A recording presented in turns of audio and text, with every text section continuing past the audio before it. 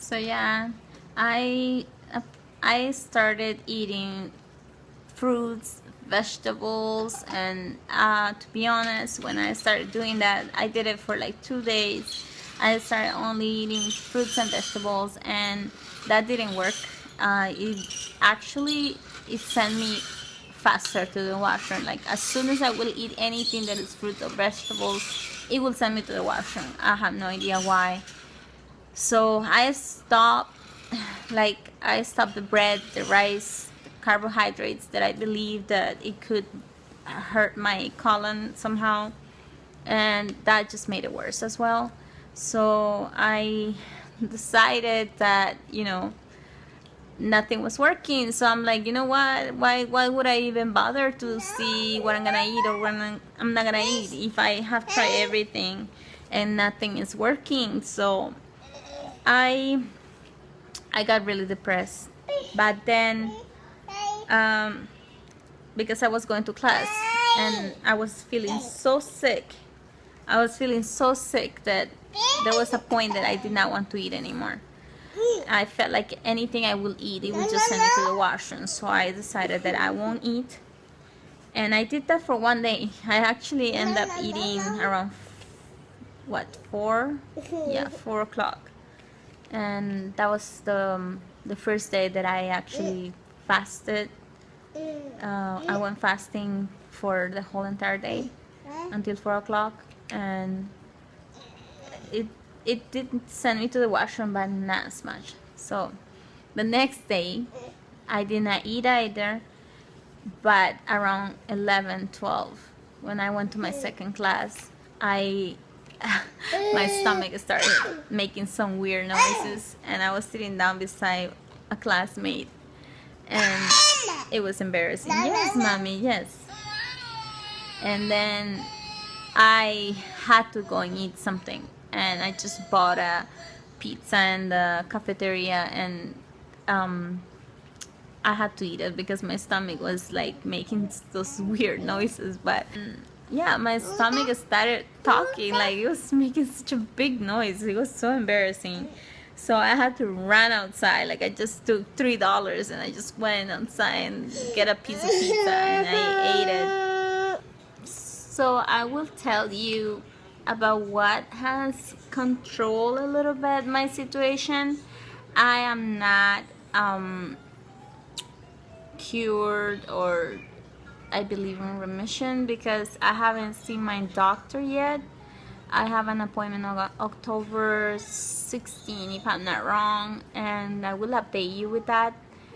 But so far, I feel a little bit better. There will be times that I will not, like, especially when peeing. That's mostly when I'm concerned the most, because every time I will pee, I will have gases and blood coming out. So at least sometimes when I go pee, I feel like there's no blood coming out, and to me it's like, what?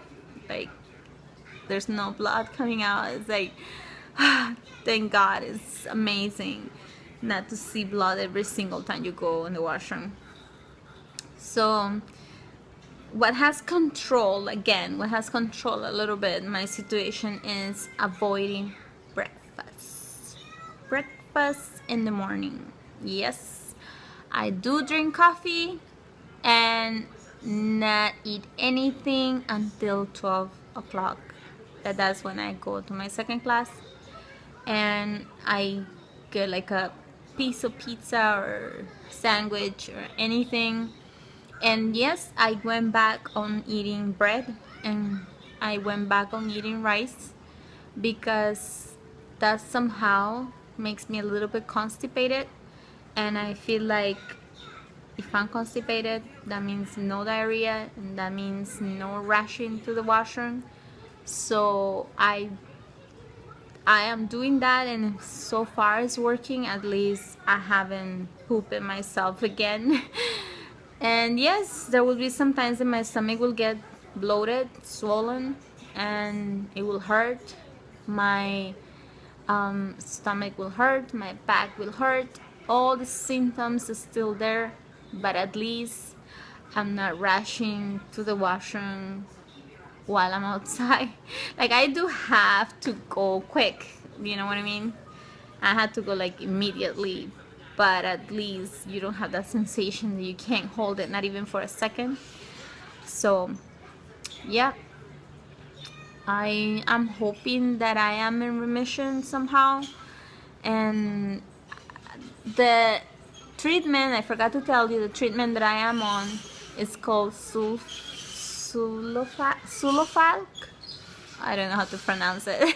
I will try to put the information in here, or I will put it down below to tell you what I'm taking. But it's the suppository. You put them in the rectum, and then apparently that's medicine, and it's supposed to help you with the, you know, the swollen.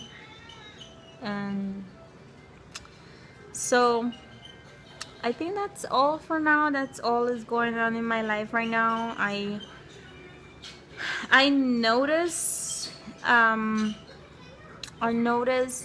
oh yeah, in that treatment I'm putting it like 1 in the morning and 1 before bedtime. So, and also at nighttime I do wake up a lot of times, and it's kind of like an insomnia, and when I'm trying to go back to sleep I can't, and it's like hard because I have to wake up early and I can't go back to sleep. No, Emma, no. So that's all I have to tell you. And if you have any comments, and I would love to hear your story.